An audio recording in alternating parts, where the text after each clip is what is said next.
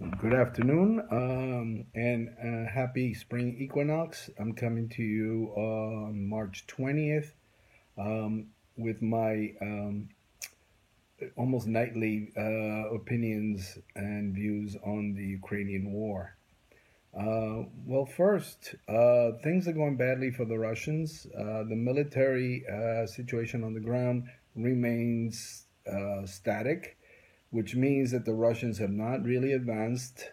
They're losing an inordinately high number of soldiers, and they're losing just vast quantities of equipment, tanks, armored personnel carriers, helicopters, and fixed wing aircraft. And that does not bode well for the Russian military since they are, I think, at 10% casualty rate right now, which is an indicator, at least to Western militaries, that past that percentage of battlefield losses, a military unit or a military loses its fighting capabilities. And I think that's called culmination. And I think the Russians are very much approaching that. Putin's only hope is to resupply his troops, but I don't think he can do that effectively. And I'll give you a few ideas on that in a little bit.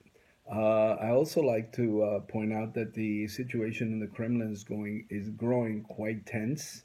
Putin basically put the chief of foreign intelligence for the FSB, for the Federation Security Bureau, into house arrest. Colonel General Sergei Beseda and his deputy were put under house arrest. I think the failures of intelligence are blatant, but there may be an attempt to. I'm sure that there are assets that the Ukrainians are using, perhaps very high assets, and they may be funneling information to the Ukrainians. I would think that's happening, and I think that's probably an attempt to seek out the sources of intelligence for the Ukrainians. Again, if Putin does more of this, it will show that his base is eroding and that his position is growing less stable by the day.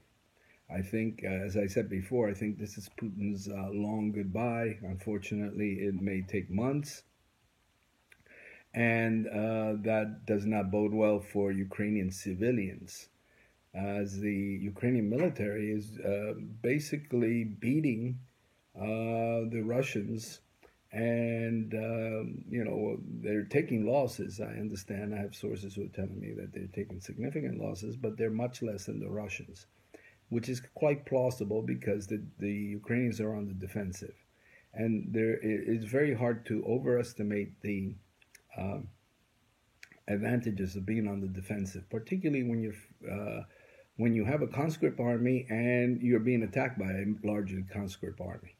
I think the Ukrainians will win this one way or another. I think Putin is basically done, maybe not in the short term, but certainly in the medium and long term. He will not be there in 18 months. That's my prediction. Uh, and the Russian military is basically showing itself to be a empty Goliath, a hollow giant. And I don't think that Putin will be able to resupply. And I think that the explanations, well, at least one factor in the explanation why the Russian military has performed so badly is to be found in Russian literature, and particularly in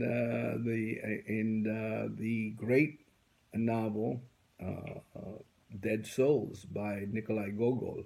It was published in 1842, but I think it has relevance today.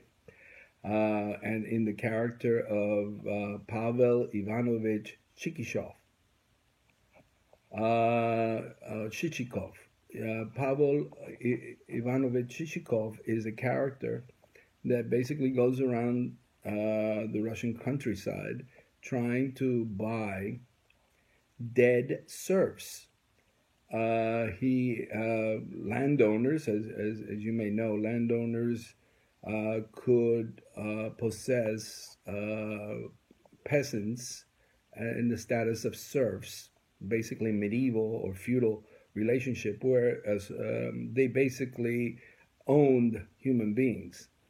They also had to pay taxes on these human beings, and since you didn't have a census really on a regular basis, some of these people died, and they remained on the books, and therefore the landowner had to continue to pay taxes on each of the serfs he held. Chichikov goes in and tries to buy the dead ones, and it's all about trying to have enough collateral so that he can then embezzle a loan, and using the ownership of these dead souls as collateral.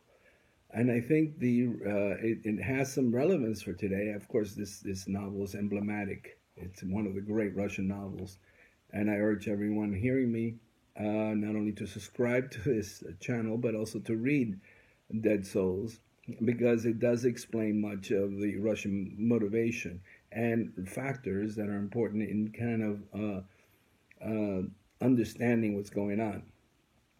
And I think that the Russian military is being pretty much funded, and Russian military programs are being much funded on the basis of the dead souls.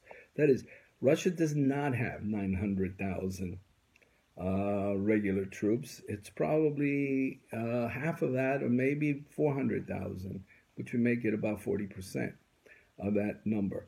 The rest are on the books, but they don't exist, very much like the dead souls. And what you've had military procurements, you have budgetary allocations based on 900,000, but since they don't really exist, different individuals, perhaps as high up as Defense Secretary himself, Sergei Goshu, and basically steal the money. They steal the money, and they don't put it into equipment or training.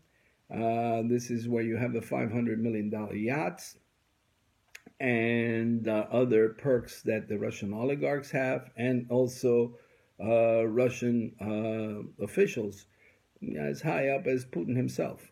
But certainly Sergei Shoigu, the defense, the Minister of Defense, who himself is not a military man. Think about it. You have the second largest, or supposedly second largest, military establishment being led by someone without any military experience. I think he was an engineer.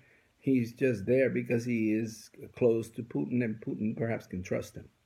But the dead souls explanation makes sense to me, because I don't think Putin is able to resupply.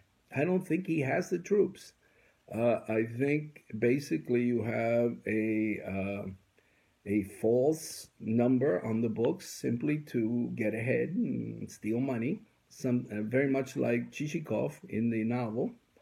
And so that Putin is going to be hard-pressed to resupply his troops with significant numbers of units or equipment. It just simply doesn't exist.